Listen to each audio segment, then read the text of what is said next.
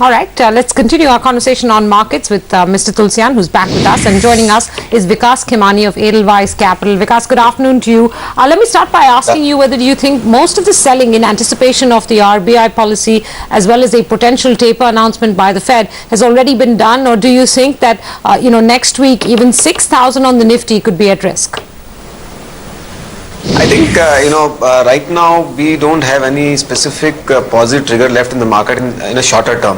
I think while there are a lot of uncertain events in terms of RBI policy and the Fed policy, so I think markets will be definitely tentative around that. I think the next big sort of trigger would start only from the results. And I think then probably the next big one would be, political elections, any news around that.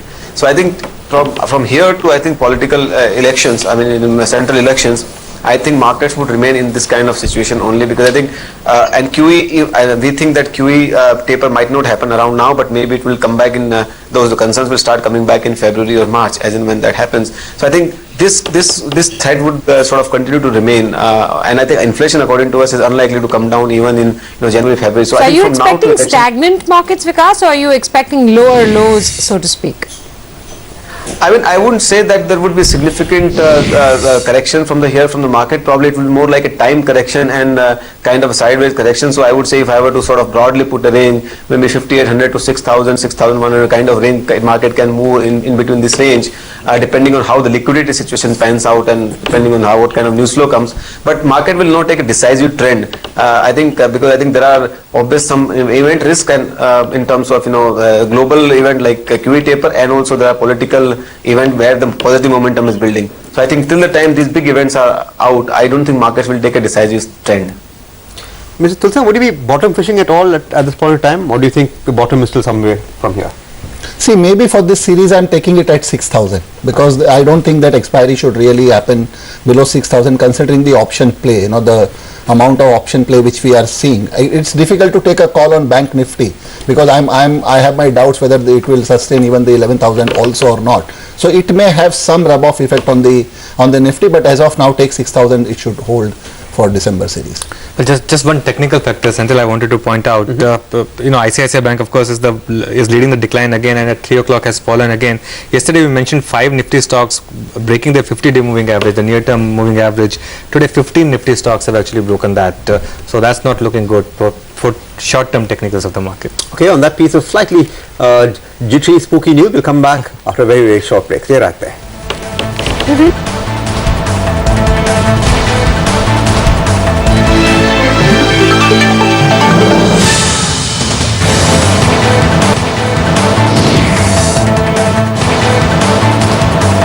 Just a few minutes left for market closing. We've got Mr. S.P. Tulsian, we've got Vikas Khemani of Edelweiss Capital. We've also got Anuj. Vikas, would you do any kind of buying now at these levels, or do you think we'll wait for a little longer? Senthil, I think markets are right now in a corrective phase, and I think if you take medium-term view, I'm definitely positive on the market and bullish on the market. But I think, when to time buying, it depends on the investor, availability of liquidity and risk profile. But I think from now to election, according to me, there will be a very great buying opportunity. I would advise investors to sort of look at every dip to sort of construct the portfolio. So it's very difficult to put in whether it will go to 5,800 or 6,000 or what levels, because it will clearly depend on the events. But definitely, this will be the great time to sort of gain exposure to the sectors which will do well as and when the things start turning around, which is capital goods, banking and financial services, and all the high beta stocks. So I think that is what I would probably advise at this point in time. Mr. Tulsian, Reliance Communications, it's corrected quite a bit. Is it a good buy now? Looks like, because I've been taking a call that below 130, I don't think that much downside is there. I have not seen the latest price. It's 130.05. Yeah, so that's what I say, that maybe 130 at around that.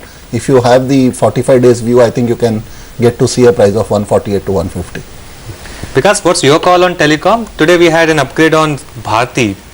How would you approach this entire space?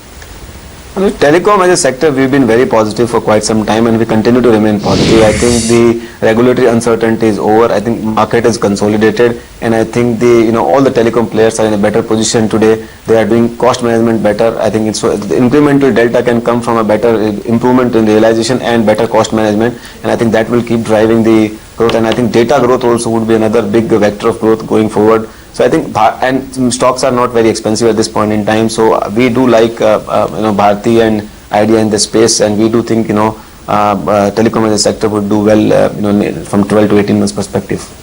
Because when you mentioned buy at dips, you mentioned banking and financial space. The bank nifty has been a big drag this week. Any stocks there that you think are now ripe in terms of investment opportunity when it comes to buy on dips?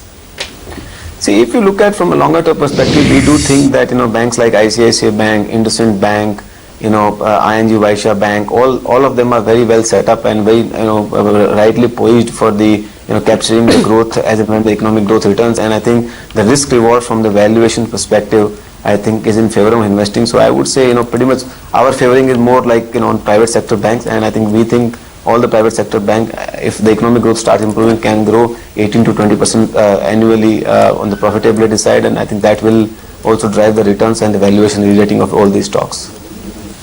Mr. Tulsian, any more on Elder Pharma or the other one? I mean, Torrent Pharma, would you buy it currently? See, I am keeping my positive view on Torrent Pharma, because if you really see the breakup of the Elder Pharma, let me just quickly touch upon 1600 sale for 15 months. Of that, 400 was the export sale on which the company made the losses. Yeah. So if you really take that, even in the worst case scenario, though the breakup of the brand sales are not available, I don't think that EBITDA is less than 18%. If you see the Torrent's results for H1, of FY14, they have an EBITDA of 20%. So it will be EPS accretive. Even if they go by their net worth of 1500 crore, right now they have a debt of 500 crore, they will go for additional borrowing of 1000 crore. But if I'm taking an EBITDA of about maybe, say 18% in the worst case scenario, and if you are going to get a top line of 1000 crore, you are acquiring for 2000 crore. That means you are paying 2x of the brand. I don't think that the tangibles really play a material role, because in the past the deals have happened at 4.5 to 6x of the top line. So I think this deal is very positive.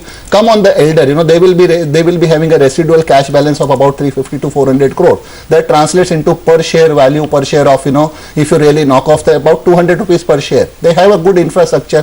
So I honestly don't see the overreaction of the market coming in. If you really ask me to take a call, probably I'll go with Torrent Pharma, because the good reputed brands are coming in their fold. So naturally the correction in the Torrent Pharma should be used as a buying opportunity. A minute to go before the end of trade, Anuj, for this week. Indeed, Menika, and not looking good on some of the stocks. Of course, weekly performance is something that you should look for on Friday. BHGL would be the biggest weekly loser, down about 10%, and it's down 4% today as well. IDFC is down about 3% today, and it's down about 8% for the week. Apart from that, for today, the big losers would be JP Associates, which is down about 5%. All the cement stocks clearly have broken down now. Ultratech, ACC, Ambuja, we've been talking about them for some time now, not looking good. The stocks that really broke the markets back this week though were ICICI Bank and HDFC. Both these stocks are now closing below their 50-day moving average, so not looking good, especially in the last couple of days. To be fair, ICICI Bank is still ending the week on the positive side. The extent of rally that we had on ICICI Bank on Monday was such that the last 3 or 4 days losses haven't really taken that out, but even then the last couple of days haven't really been good with ICICI. And one stock where we've seen heavy profit booking all through this week is Larsen & Toubro. That still remains one of the big stocks in terms of the recent performance, but for this week the stock has been down quite and a bit. it's been a good week for some defensive stocks. So with the exception of Sesa, which is the outperformer of the week, up 5%. You've got tech, you've got FMCG, the only spaces of green on a weekly basis. So you've got Wipro, which was higher on the week for 5%, HCL Tech up 5%, Infi doing about 1.4% in terms of gains on the week. Lupin in pharmaceuticals, that was higher by a little over 1%.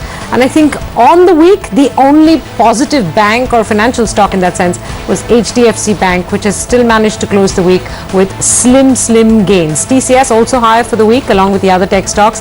Hindustan Unilever and ITC both higher. ITC doing much better than HUL. That's a handful of 10 stocks that have managed to stay in the green in the week on the Nifty.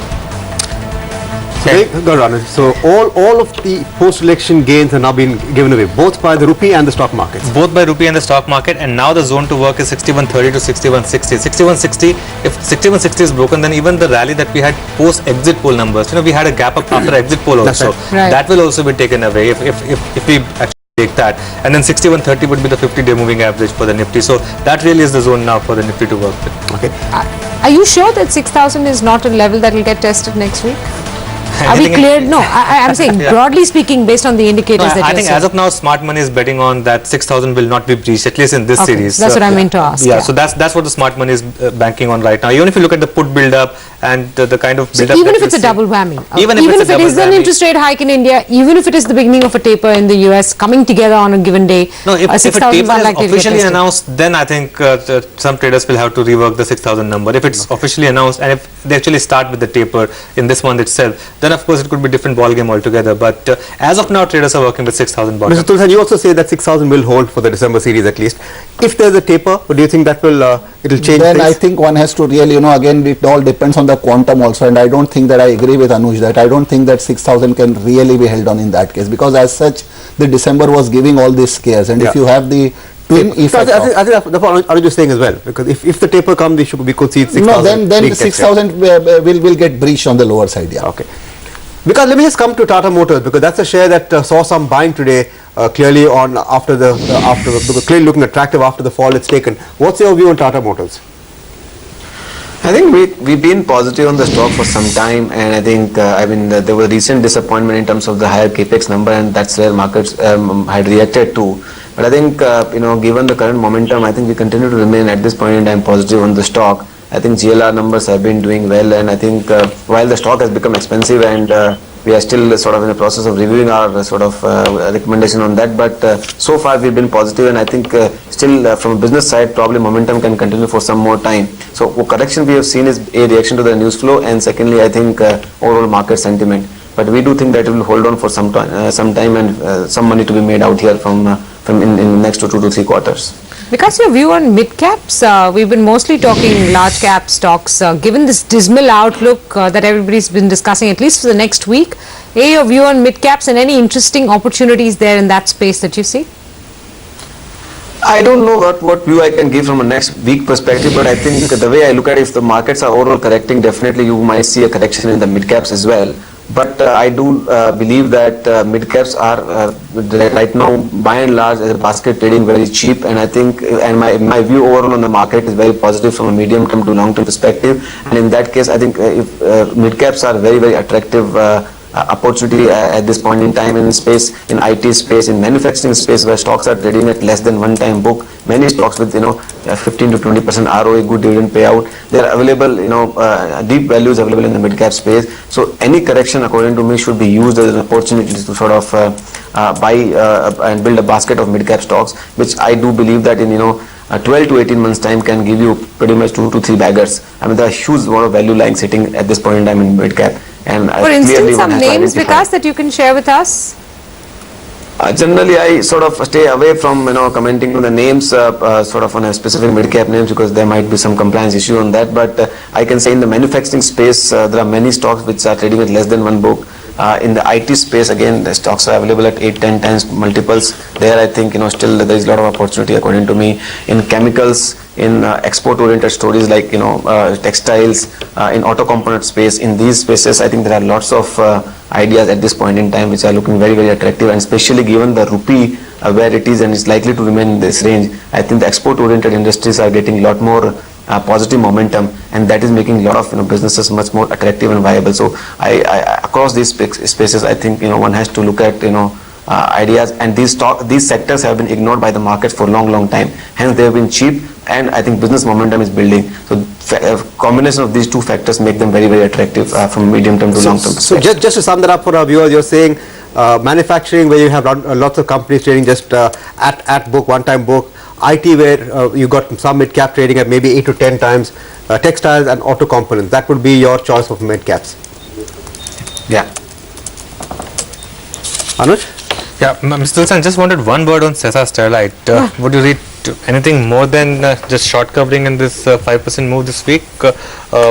Is this a good time to enter, or do you think it has its run? See, Anuj, actually, This is the only stock in metal sectors where I'm not keeping my my negative view, because you never know that when the rebound or maybe the bounce back will come into the stock. You know, if you really want to talk in the technical parlance, one can say that 185, 186 looks a good support, and maybe 198, 2000 looks a good resistance. So this should be taken as a range, and I don't think that this range will really get broken unless until we have some corporate developments like residual stake acquisition of the Government of India in Hindustan Zinc. But this is a classic stock where one can, you know, look to trade in this range on the long side.